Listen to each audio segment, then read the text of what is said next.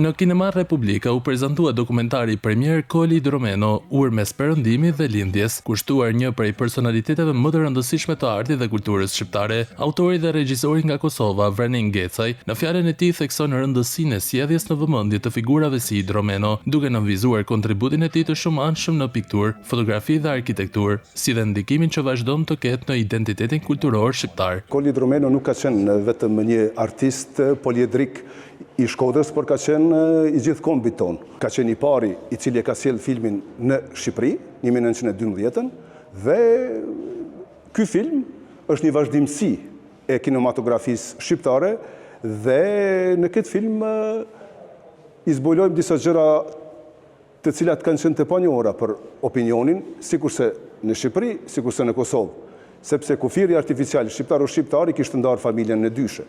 Dhe pas ndarjes 1948 mes shtetit ish Jugosllav, i cili kishte okupuar Kosovën dhe Shqipërisë, u ndërprerën marrëdhëniet dhe familja u nda në mes dhe nuk kishin komunikim njëri me tjetrin. Dokumentari u mirëprit nga publiku shkodran, i cili ndoqi me interes këtë produksion, duke e vlerësuar si një përpjekje të rëndësishme për të ruajtur dhe promovuar trashëgiminë artistike të vendit. Ky realizim vjen si një homazh për Koli Dromenon, duke rikthyer në vëmendje vlerat dhe trashëgiminë e tij në një formë bashkëkohore.